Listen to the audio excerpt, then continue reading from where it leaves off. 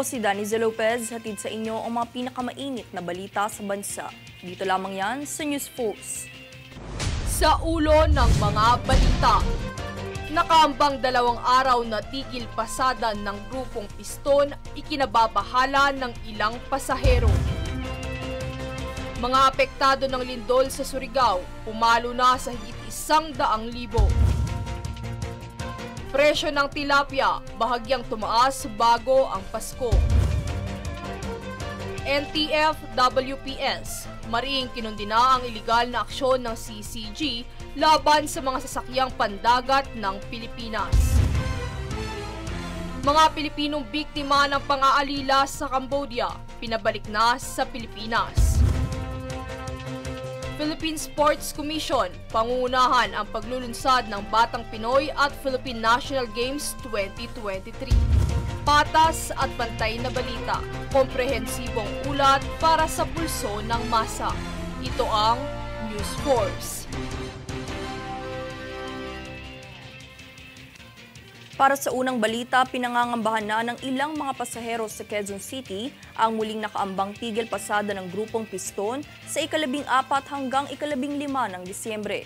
Ang 2 araw na transport strike ay inanunsyo ng grupo kamakailan bilang patuloy na pagtutol sa deadline ng mandatory franchise consolidation na bahagi ng PUV modernization sa huling araw ng Disyembre.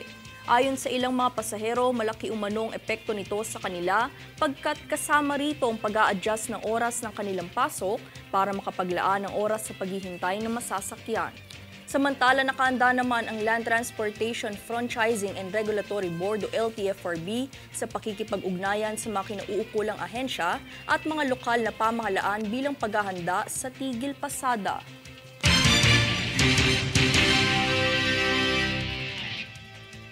Dumalo si Department of Health o DOH Secretary Teodoro Herbosa sa inaugural opening session ng Conference of the Parties 28 o COP28 Presidency Health Day. Unpacking political financial commitments in COP28 sa Dubai, United Arab Emirates kasama ang mga world leaders at health ministers mula sa iba pang mga bansa. Ito ang unang COP kung saan ang paksa ng kalusugan ay iniugnay sa usaping tungkol sa climate change. Ang mga kinatawa ng World Health Organization, mga pinuno ng iba't ibang bansa at mga ministro ng kalusugan ay nagtipon upang idokumento ang kaganapan. Ayon kay Herbosa, naabot ng DOH ang isang makabuluhang hakbang sa pagsisikap nitong ipatupad ang universal health care.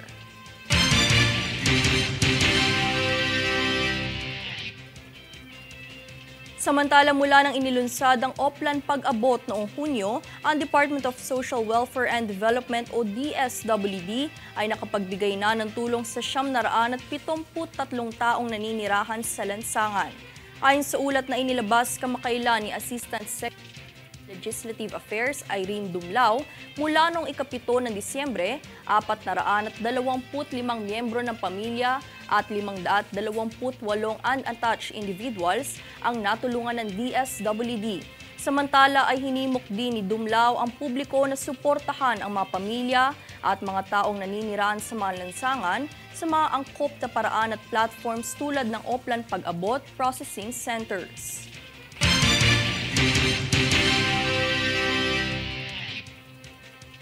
Sinimulan na ng Special Task Force Group ng Metro Manila Development Authority o MMDA ang clearing operation sa mga rutang dadaanan ng parada sa ika-16 ng Disyembre para sa Metro Manila Film Festival 2023. Ang ruta ng parada ay gaganapin sa Kamanava kung saan ito ay magsisimula sa Navotas, Centennial Park na magtatapos sa Valenzuela People's Park.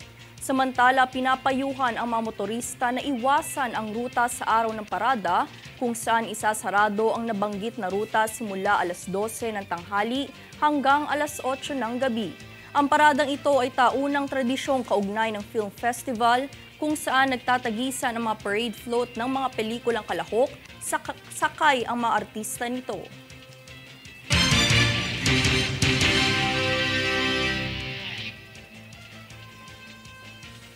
Nitong Lunes, ika-11 ng Disyembre, naghain ng petisyon para sa temporary restraining order ang technology provider na Smartmatic sa Supreme Court laban sa COMELEC. Ang buong detalye sa ulat ni Princess Castro. Naghain kamakailan sa Korte Suprema ng petisyon na Temporary Restraining Order o TRO ang Smartmatic laban sa disqualification ruling umano ng Commission on Election o COMELEC. Dahil dito, ayon kay COMELEC Chairman George Erwin Garcia, handa silang harapin ang petisyong ipinukol sa kanila ng service provider. Gayunpaman, sinabi niya na hindi pa sila nakatatanggap ng kopya ng nasabing petisyon. Ang Smartmatic ang kumpanya na nagbibigay serbisyo sa sistema ng halalan ng poll body mula taong 2010 hanggang 2022. Samantala, nitong nakaraang buwan, nagpasya ang COMELEC na hindi payagan ang service provider na sumali sa anumang public bidding projects na may kaugnayan sa halalan. Ayon pa kay Garcia, ang desisyong ito ay kaugnay ng layuning ipreserba ang integridad ng proseso ng elektoral sa bansa. Kabilang sa mga akusasyon sa Smartmatic ay ang panunuhol at money laundering laban kay dating COMELEC Chief Andres Bautista.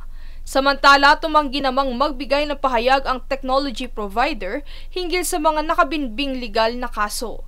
Ngunit sinabi nitong pinaghahandaan na nila ang kanilang komento oras na sila ay inutusang tumugon ng korte. Princess Castro, nag-uulat para sa One Media Network.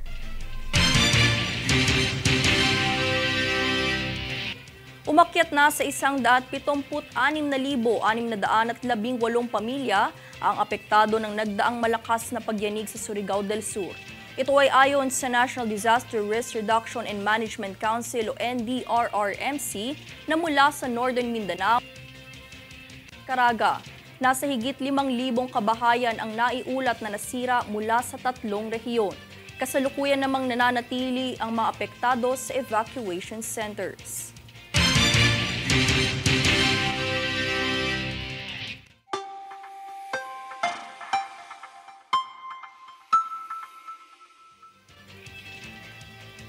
Sa ating ulat panahon, mararamdaman pa rin ang amihan sa Northern Luzon, gayon din ang easterly sa natitirang bahagi ng bansa.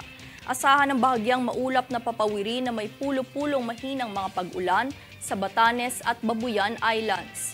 Posibleng flash floods naman sa Metro Manila at natitirang bahagi ng bansa.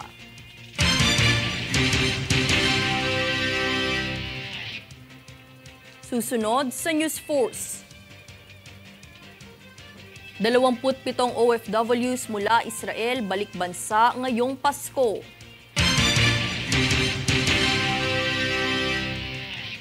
PCG, paiigtingin ang seguridad sa mga daungan sa parating na Kapaskuhan. Presyo ng tilapia, bahagi tumaas bago ang Pasko.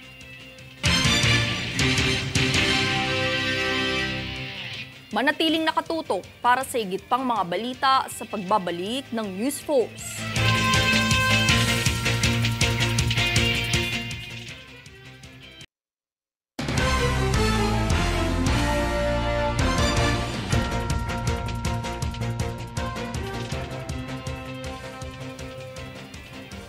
Maugong na balita matapos ang kamakailang pagdinig sa Kongreso ukol sa SMNI at sa mga nilabag nitong batas sa pamamahayag, isinulong na suspendihin ito ang prangkisa laban sa paglabag ng mga alituntunin sa pagkakaroon ng kasunduan. Yan ang balitang ating alamin mula kay Jade Buhoy. Sa pagpapatuloy ng pagdinig ukol sa di umanong pagpapalaganap ng disimpormasyon ng tagapagpahayag ng Sunshine Media Network International o SMNI na si Jeffrey o mas kilalang Ka Eric Celis ay nahatulan ito ng contempt dahil sa kanyang ipinakitang asal at hindi pagsagot sa mga tanong kung kaya't kasalukuyan itong idinitina sa Kongreso. Nasimula na ring talakay ng komite sa mga legal na prangkisa ang paglabag ng SMNI sa ika-4, 10 at 11 na seksyon ng kasunduan sa pagkakaroon ng prangkisa at may nagawa ring bahagyang paglabag sa konstitusyon ng bansa, kautosang ipinatupad ng KBP o Kapisanan ng mga Broadcaster sa Pilipinas, pati na rin sa Revised Corporation Code. Karamihan ng mga boto sa pamumuno ni Parañaque 2nd District Representative Gus Tambunting nanindigan silang himukin ng National Telecommunications Commission na suspindihin ang pagpapatakbo ng Suara Sug Media Corporation na siyang namamahala ng SMNI dahil sa kabi-kabila nitong paglabag sa legal na prangkisa. Bukod pa riyan, nagpahayag si House Assistant Majority Leader at Puwersa ng Bayaning Atleta Party List Representative Margarita Nograles na hindi ito isang pag-atake sa kalayaan ng media na magpahayag. Ngunit dinedepensahan lamang nila ang karapatan ng tao makakuha ng tapat at makatotohanang balita upang makadagdag ng positibong pagbabago sa lipunan. Jade Buhoy, nag-uulat para sa One Media Network.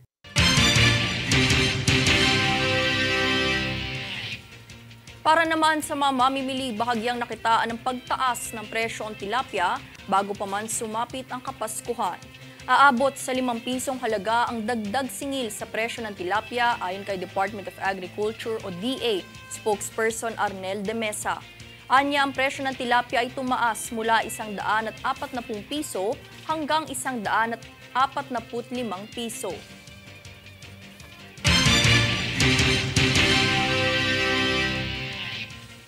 Samantala, inaasahan ng Bureau of Immigration o BI ang pagdagsa ng halos 1,500,000 pasahero ngayong huling buwan ng taon.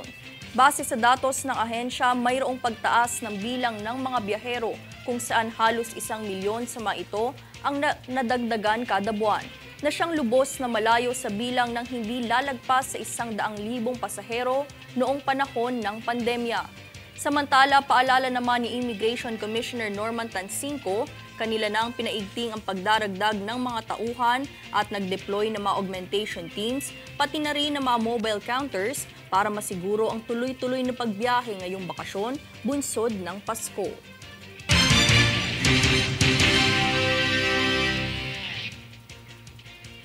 Magandang balita, nasa 27 kababayan nating overseas Filipino workers o OFWs mula Israel ang ligtas nang nakauwi sa bansa. Eksakto bago sumapit ang Pasko. Ito'y ayon sa Department of Migrant Workers o DMW kung saan binubuo ito ng 25 caregivers at 2 tauhan sa hotel. Ito na ang ika-11 batch ng mga umuwing OFWs mula sa Israel matapos ang mga naiulat na pag-atake kamakailan.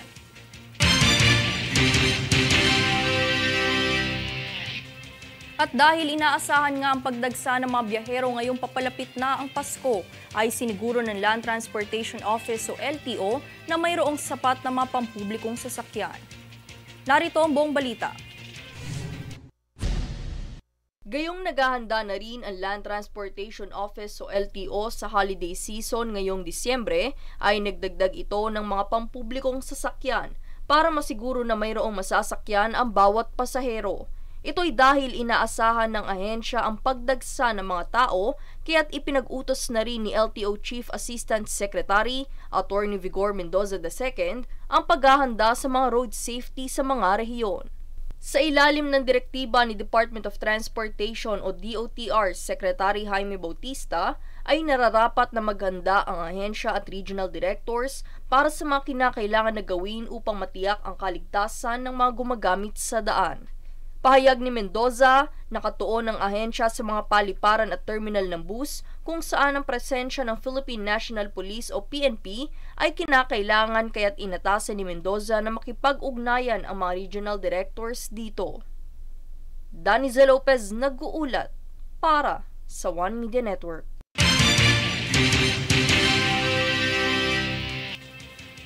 Mas paigtingin naman ng Philippine Coast Guard o PCG ang mga hakbang sa seguridad sa mga daungan upang matiyak ang kaligtasan ng mga pasahero sa darating na Kapaskuhan. Matatandaang nitong kamakailan lang ay ininspeksyon ni Department of Transportation o DOTR Secretary Jaime Bautista ang kahandaan ng PCG para sa holiday season.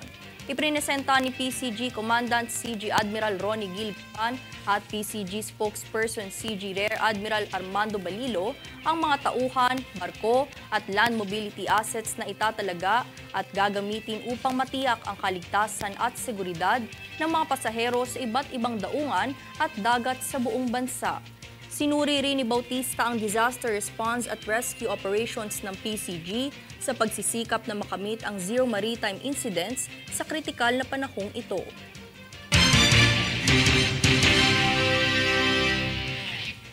Kinondena ng National Task Force for the West Philippine Sea o NTF-WPS ang mga iligal at mga agresibong aksyon na isinagawa ng mga barko ng China Coast Guard o CCG laban sa 3 barko ng Bureau of Fisheries and Aquatic Resources o BFAR na tinukoy bilang BRP Datu Sanday, BRP Bancao at BRP Datu Tamblot na nagdadala ng humanitarian support sa mga mangingisdang Pilipino sa Bajo de Masinloc o Scarborough Shoal nitong kamakailan. Dagdag pa nito, ang Chinese Maritime Militia vessels ay inulat na gumawa ng mga mapanganib na maniobra at nag-deploy ng sinasabing long-range acoustic device laban sa mga BFAR vessels na nagdulot ng matinding discomfort at incapacitation sa ilang Filipino crew.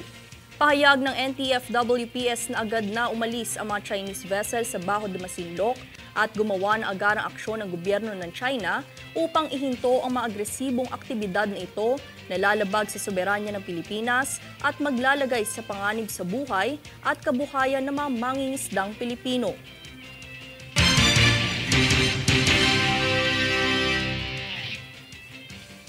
Susunod sa News Focus. Quezon City itinaas sa red alert status matapos maitala ang pagtaas ng kaso sa COVID-19.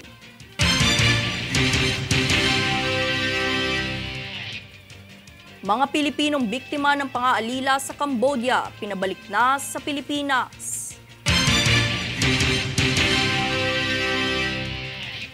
DOTR ibinahagi ang progreso sa proyekto na NS.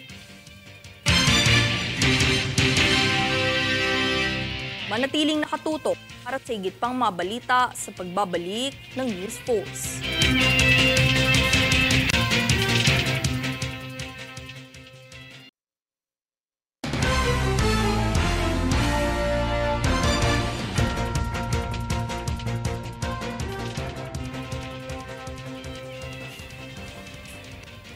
Sinagip ng Bureau of Immigration ang mga Pilipinong nagnais magtrabaho sa Cambodia matapos mabiktima ang mga ito na magsilbi bilang love scammers. Narito si Jade Buhoy para sa buong detalye. Kasabay ng pagbabala ni Bureau of Immigration o BI Commissioner Norman Tansinko na huwag tumanggap sa mga nag-aalok ng mga iligal na trabaho sa mga bansa sa Asia, ay ang pagpapauwi sa 27 Pilipino mula sa Phnom Penh, Cambodia noong ika-8 araw ng Disyembre. Payag ni Tansinko, ang mga Pilipinong napauwi sa bansa ay kalimitang lumisan noong katapusan ng nakaraang taon at simula ng kasalukuyang taon, kung saan kanilang napagtanto na ang mga sindikato sa illegal recruitment ay hindi pa rin nasusugpo sa kabila ng sunod-sunod na paalala mula sa pamahalaan. Ayon sa mga biktima, puwersa silang magtrabaho bilang love scammers habang sila'y inaabuso ng kanilang pinagtatrabahuan at kalaunay ibinenta ng kanilang mga among Chinese sa ibang kumpanya. Sa kasalukuyan, ang mga biktima ay sinaklolohan ng mga opisyal ng Overseas Workers Welfare Administration o OWA, Department of Migrant Workers o DMW, pati na rin ang Department of Foreign Affairs o DFA para sa karagdagang tulong na kanilang kakailanganin. Jade Buhoy, nag-uulat para sa One Media Network. Ibinahagi ng Department of Transportation o DOTR na pinapabilis na umano nito ang pagtatapos sa proyektong North-South Commuter Railway o NSCR. Yan ang balitang hatid natin ngayon. Sa hangarin na mapabuti ang kalidad ng transportasyon para sa mga Pilipinong commuters, inilahad ni Department of Transportation o DOTR Secretary Jaime Bautista na pinapabilis na nito ang progreso sa North-South Commuter Railway o NSCR project. Ayon kay Philippine National Railways o PNR General Manager Jeremy Regino, tuloy pa rin ang pagtatayo ng NSCR lalo na sa Tutuban to Malolos o N1 segment at Malolos to Clark o N2 segment. Samantala, nasa kontraktor na ang right-of-way o ROE, ang 4 na istasyon at 76% naman ang nasa Malolos to Clark segment. Matatandaan ang operasyon ng NSCR ay inaasang magsimula sa taon ng 2029. Daniza Lopez nag-uulat para sa One Media Network.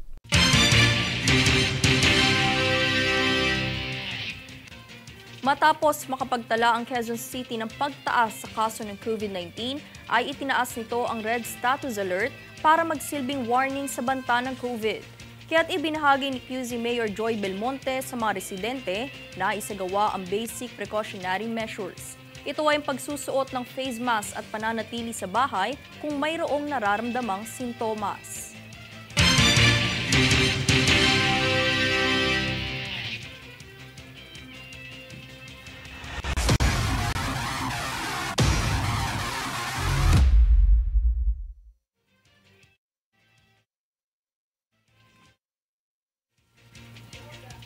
Okay.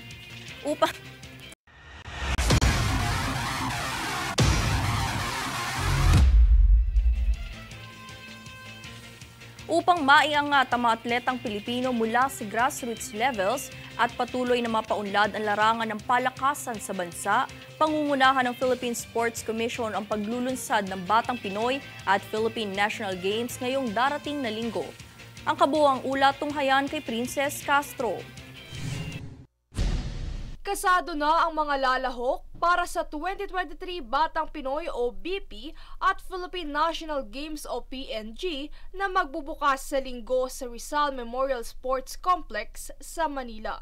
Higit sa 14,000 atletang edad 17 pababa ang lalahok sa BP habang 4,000 atleta naman edad 18 pataas ang inaasahan sa PNG. Nasa kabuuang 25 kategorya ng palakasan ang lalahukan ng mga atleta. Ang opening ceremony ay inaasahang dadaluhan ng mga BP at PNG alumnus kasama ang ilang Filipino sports legends. Kaugnay nito ay patuloy ang paghahanda ng Philippine Sports Commission para sa patimpalak kung saan sila ang nakatalagang mag-host para sa kaganapan ngayong taon. Ayon kay PSC Chairman Richard Bachman, patuloy ang pagtataguyod ng komisyon sa layunin nitong mapabuti ang larangan ng palakasan sa bansa, kabilang na ang pagkilala sa mga Pilipinong atleta mula sa grassroots level. Ang patimpalak ay tatagal ng 6 na araw simula ika-17 hanggang ika-22 ng Disyembre. Princess Castro, nag-uulat para sa One Media Network.